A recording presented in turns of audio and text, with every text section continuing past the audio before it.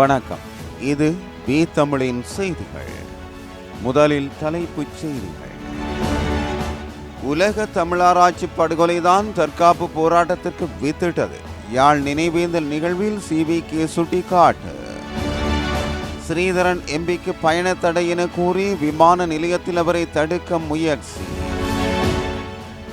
காலவரையின்றி மூடப்பட்டது பிக்கு பல்கலைக்கழகம். இரத்தினக்கல் தொழில்துறையில் தாய்லாந்தை முந்த வேண்டும் எதிர்க்கட்சித் தலைவர் தெரிவிப்பு. ரோஹிங்கிய அகதிகளை திருப்பி அனுப்ப வேண்டாம், கொழும்பில் கவனஈர்ப்பு போராட்டம் முன்னெடுப்பு. யாழ் பல்கலைக்கழக மாணவர் ஒன்றியத்தின் ஒருங்கிணைப்பில் உலக தமிழராட்சி மாநாட்டு படுகொலை தினமும் மலையக தியாகிகள் தினமும் அனுஷ்டிப்பு. அரச பணியாளர்களின் நடத்தையில் மாற்றம் வேண்டும், வடக்கு மாகாண ஆளுநர் வேதநாயகம் அறிவுறுத்து. லாஸ் ஏஞ்சலில் காட்டுத்தீயினால் உயிரிழந்தவர்கள் 10 அதிகரிப்பு. 1000 ட்ரோன்களை விரைவில் படையில் இணைக்கிறது ஈரான். இது பி தமிழின் செய்திகளின் விரிவான செய்தி. உலக தமிழராட்சி படுகொலை தான் தமிழர்களின் தற்காப்பு போராட்டத்துக்கு வித்திட்டது என்று இலங்கை தமிழரசு கட்சியின் பதில் தலைவரும் வடக்கு மாகாண சபையின் அவை தலைவருமான CVK சிவஞானம் தெரிவித்துள்ளார். யாழ்ப்பாணத்தில் 1974 ஆண்டு நடைபெற்ற 4வது உலக தமிழராட்சி மாநாட்டில் படுகொலை செய்யப்பட்டவர்களின் 51ஆம் ஆண்டு நினைவேந்தல் நிகழ்வு முற்றவெளியில் அமைந்துள்ள நினைவு தூபியில் நேற்று நடைபெற்றது.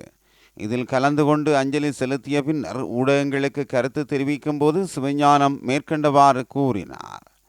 அவர் மேலும் தெரிவிக்கையில், தமிழர்களுக்கான ஆராய்ச்சி மாநாடு பல இடங்களில் நடைபெற்றாலும் தமிழர் பிரதேசத்தில் கடும் அச்சுறுத்தல்கள் எதிர்ப்புகளுக்கு மத்தியில் இங்கு நடைபெற்றது. இந்த மாநாட்டை நடத்தவிடக் கூடாது என்பதில் அப்போதைய ஆட்சியாளர்கள் உறுதியாக இருந்தனர். ஆனால் எல்லாவற்றையும் தாண்டி திட்டமிட்டபடி மாநாடு நடாத்தப்பட்டது. ஆட்சியாளர்களின் தமிழர் விரோத செயற்பாடுகள் அன்று தொடக்கம் முன்னெடுக்கப்பட்டு வந்தது. இவ்வாறு தமிழர்களுக்கு எதிரான தெற்கத்திய ஆதிக்கம் என்பது அன்று முதல் இன்று வரை மிக தெளிவாகவே இடம்பெறுகின்றது. ஆட்சியாளர்களை எதிர்த்து தான் 1974ஆம் ஆண்டு இந்த மாநாட்டை இந்த மண்ணிலே நடத்தினார்கள். இதன்போது ஆட்சியாளர்கள் மேற்கொண்ட படுகொலைதான் தமிழர்களின் தற்காப்பு போராட்டத்திற்கு வித்திட்டது. அதன் பின்னர் ஆயுத போராட்டம் பரிணமித்தது. கடந்த 30 வருடங்கள் நடந்த ஆயுத போராட்டத்துக்கு வித்திட்டது இந்த படுகொலைதான். இவை எல்லாவற்றையும் நமது மக்கள் கவனத்தில் கொள்ள வேண்டும். ஆனால் இன்றைய நிலையில் பார்க்கின்ற போது கூட தமிழர் விரோத செயற்பாடுகள் மிக தெளிவாக இடம்பெறுகின்றமை தெரிகிறது. இவ்வாறான நிலைமையில் திசை மாறி செல்கின்ற சூழ்நிலையில் நாங்கள் இருக்கின்றோம். குறிப்பாக கடந்த நாடாளுமன்ற தேர்தலை எடுத்து பார்த்தால் அதிர்ச்சியூட்டும் வகையில் தெற்கத்தைய தலைமைகளுக்கான பிரதிநிதிகளை எங்கள் மக்கள் தெரிவு செய்திருக்கிறார்கள். இது உண்மையாகவே புரிந்து கொள்ள முடியாத நிலையாக இருக்கிறது என்று அவர் மேலும் தெரிவித்துள்ளார். தமிழ்நாட்டில் இன்றும் நாளையும் எத்திசையும் தமிழனங்கே என்ற தலைப்பில் இடம்பெறும் உலக புலம்பெயர் தமிழர்கள் தின நிகழ்வில் தமிழக அரசின் அழைப்பின் பெயரில் கலந்து கொள்வதற்காக சென்னை செல்வதற்கு நேற்று கட்டுநாயக்க பண்டாரநாயக்க சர்வதேச விமான நிலையம் சென்ற இலங்கை தமிழரசு கட்சியின் நாடாளுமன்ற உறுப்பினர் சிவஞானம் ஸ்ரீதரன் விமான நிலைய அதிகாரிகளால் தடுக்கப்பட்டார். இதையடுத்து எந்த உத்தரவு மூலம் தடுக்கப்படுகிறேன் என்ற கேள்வியை நாடாளுமன்ற உறுப்பினர் எழுப்பிய போதும் விமான நிலைய அதிகாரிகளால் உரிய பதிலளிக்கப்படவில்லை. அதன் பின்னர் அவர் புலனாய்வு அதிகாரிகளின் விசாரணைக்குட்படுத்தப்பட்ட சமயம் குற்றவியல் வழக்கு குற்றச்சாட்டொன்று இருக்கிறது என கூறப்பட்டது. பழைய கடவுச்சீட்டில் ஒரு தவறு இருக்கிறது, அதனால் நீங்கள் போக முடியாது என்று அங்கு நின்ற அதிகாரிகளால் தெரிவிக்கப்பட்டது. இந்த சமயம் விமான நிலையம் ஊடாக பயணித்து மற்றுமொரு நாடாளுமன்ற உறுப்பினரும் ஸ்ரீலங்கா முஸ்லிம் காங்கிரஸ் தலைவருமான ரவூஃப் ஹக்கீம் விமான நிலைய அதிகாரிகளுடன் உரையாடினார். இதையடுத்து சுமார் 2 மணி நேரத்தின் பின்னர் நாடாளுமன்ற உறுப்பினர் ஸ்ரீதரன் தொடர்ந்து பயணிக்க அனுமதிக்கப்பட்டார். அனுராதபுரம் பிக்கு பல்கலைக்கழகம் கால வரையின்றி மூடப்பட்டுள்ளது. பிக்கு மாணவர்கள் முன்னெடுத்துள்ள உணவு தவிர்ப்பு போராட்டம் காரணமாக பல்கலைக்கழக நிர்வாகம் இந்த தீர்மானத்தை மேற்கொண்டுள்ளது. பகிடிவதைக்குட்படுத்திய குற்றச்சாட்டில் 10 சிரேஷ்ட பிக்கு மாணவர்களுக்கு வகுப்பு தடை விதிக்கப்பட்டுள்ளது. இந்த வகுப்பு தடையை நீக்குதல் உள்ளிட்ட கோரிக்கைகளை முன்வைத்து கடந்த 7ஆம் தேதி முதல் போராட்டம் முன்னெடுக்கப்பட்டு வருகின்றமை குறிப்பிடத்தக்கது. இரத்தினக்கல் மற்றும் ஆபரண தொழில் துறைக்கு விதிக்கப்பட்டுள்ள வட் மற்றும் சமூக பாதுகாப்பு வரிகள் நீக்கப்பட வேண்டும் என எதிர்க்கட்சி தலைவர் சஜித் பிரேமதாச தெரிவித்துள்ளார். ஸ்ரீலங்கா 2025 சர்வதேச இரத்தினக்கல் கண்காட்சியை பார்வையிட்டதன் பின்னர் கருத்து தெரிவிக்கும் போது அவர் மேற்கண்டவாறு குறிப்பிட்டுள்ளார். அவர் மேலும் தெரிவிக்கையில், இந்த தொழிலின் நிகர லாபத்திற்கு வரி விதிக்கப்படக்கூடாது. நமது நாட்டில் இந்த துறையை மழுங்கடிப்பதற்கு பதிலாக இத்தொழில் துறையை முன்னேற்றுவதற்கு சாதகமான முயற்சிகளை மேற்கொள்ள வேண்டும். அது மட்டுமின்றி திறமையான கைவினைஞர்களை உருவாக்கி ஏற்றுமதி தொழிலாக இதனை மேலும் முன்னேற்றுவதற்கு அதிகபட்ச சலுகைகளை வழங்க வேண்டும். எனவே இரத்தினக்கல் மற்றும் ஆபரண தொழிலுக்கு நேர்மறையான குறுகிய கால வேலை திட்டம் ஒன்றை வகுத்து அதனை செயல்படுத்தி இத்தொழிலை மேம்படுத்த வேண்டும். ஹாங்காங் மற்றும் தாய்லாந்தை முந்தி செல்லும் வகையில் நமது நாட்டின் இரத்தின கற்கள் மற்றும் ஆபரண தொழிலை உருவாக்க வேண்டும் என்றார். மியன்மாரிலிருந்து நாட்டுக்கு வருகை தந்திருக்கும் ரோஹிங்கிய அகதிகளை திருப்பி அனுப்ப வேண்டாம் என கூறி நேற்று வெள்ளிக்கிழமை கவனஈர்ப்பு போராட்டம் முன்னெடுக்கப்பட்டது. கொழும்பில் உள்ள ஜனாதிபதி செயலகத்திற்கு முன்பாக இந்த கவனஈர்ப்பு போராட்டம் நடைபெற்றது. நேற்று முன்தினம் முல்லைத்தீவிலும் இந்த போராட்டம் முன்னெடுக்கப்பட்டது.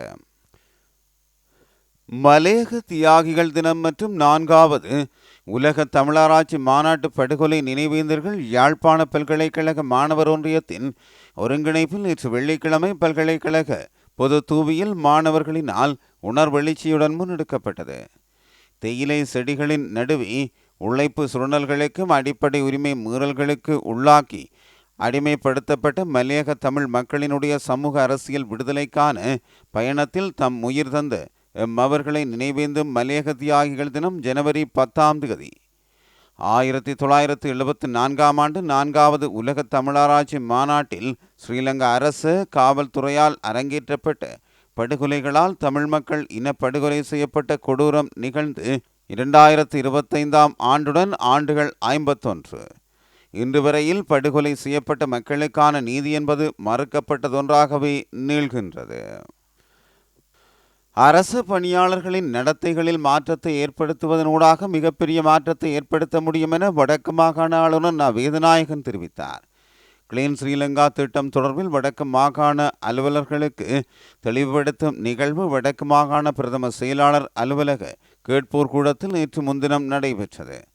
ஜனாதிபதியின் சிரேஷ்ட உதவி செயலர் திருமதி சாரதாஞ்சலி மனோகரன் கலந்து கொண்டு கிளீன் ஸ்ரீலங்கா வேலை திட்டம் தொடர்பான விரிவான விளக்கங்களை வழங்கியதுடன் அரச அலுவலர்களின் கேள்விகளுக்கும் பதிலளித்தார். இதன் பின்னர் உரையாற்றிய வடக்கு மாகாண ஆளுநர் கிளீன் ஸ்ரீலங்கா வேலை திட்டம் ஜனாதிபதியால் தொடங்கி வைக்கப்பட்டது என்பதையும் இந்த அரசின் அந்த கொள்கையை நடைமுறைப்படுத்தும் பொறுப்பு ஒவ்வொருவருக்கும் உண்டு என்றும் குறிப்பிட்டார். மக்கள் சேவைகளை விரைவாகவும் தரமாகவும் அன்பாகவும் வழங்குவது அரச பணியாளர்கள் ஒவ்வொருவரினதும் பொறுப்பு என சுட்டிக்காட்டிய ஆளுநர் அந்த மாற்றத்தை அரச பணியாளர்களின் நடத்தையில் ஏற்படுத்துவதன் ஊடாக செய்ய முடியும் என்று குறிப்பிட்டார். மேலும் இந்த நடத்தை மாற்றங்கள் உடனடியாக செய்யக்கூடியவை என குறிப்பிட்ட ஆளுநர் 2025 ஆண்டில் வடக்கு மாகாணத்தில் இந்த மாற்றங்களை ஏற்படுத்தும் ஆண்டாக மாற்றுவோம் என்றார். தலைமுடியை ஒழுங்காக வெட்டி வருமாறு பாடசாலை நிர்வாகம் அறிவுறுத்தியுள்ள நிலையில் அதனை புறக்கணித்த மாணவன் தவறான முடிவெடுத்து உயிர் மாய்த்துள்ளார். இந்த சம்பவம் கடந்த புதன்கிழமை இடம்பெற்றுள்ளதாக வெள்ளவாய காவல்துறையினர் தெரிவித்துள்ளனர். வெள்ளவாய காவல்துறை பிரிவுக்குட்பட்ட கந்த பானகல உல்கந்த மிதகலமவைச் சேர்ந்த 15 வயதுடைய கபீச லக்மால் என்ற மாணவனை இவ்வாறு உயிரிழந்துள்ளார். சம்பவம் தொடர்பில் தெரிய வருகையில் குறித்த மாணவனை கிராமத்து பாடசாலையில் அவரது தாய் சேர்த்துள்ள நிலையில் தலைமுடியை ஒழுங்காக வெட்டி வருமாறு பாடசாலை நிர்வாகம் அறிவுறுத்தியுள்ளது.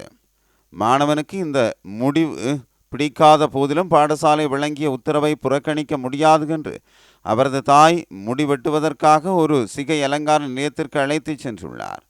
இந்த நிலையில் மாணவன் அதை வெறுத்துள்ளதுடன் தாய் வீட்டில் இல்லாத நேரத்தில் மாணவன் தவறான முடிவெடுத்து உயிரிழந்துள்ளமை காவல்துறை விசாரணைகளில் தெரிய வந்துள்ளது.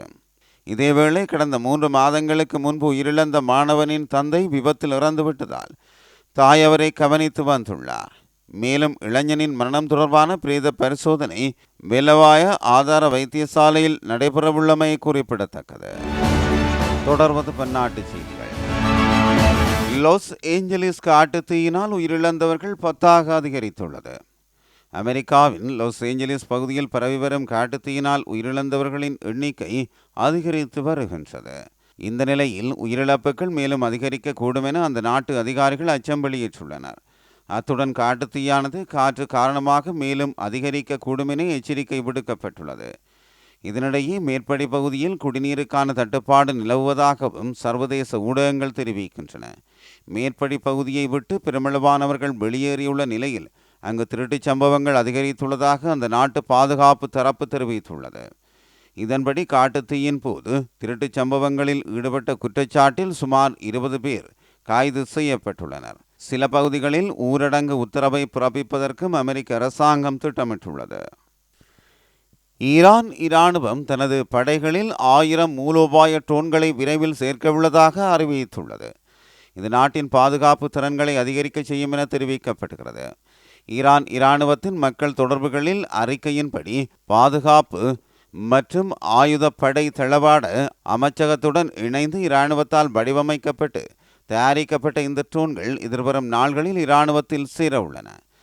நேற்று முன்தினம் வியாழக்கிழமை நடந்த ஒரு விழாவின் போது ஈரானின் இராணுவ தரைப்படைகளின் தளபதி பிரிகேடியர் ஜெனரல் கியோமர்ஸ் ஹெய்டாரி இராணுவத்தின் தரைப்படைகள் மேம்பட இராணுவ உபகரணங்கள் மற்றும் ஆயுதங்களை பெறுவதற்கான திறனை வலியுறுத்தினார். இது பி தமிழின் செய்திகள். மீண்டும் நாளை சந்திப்போம்.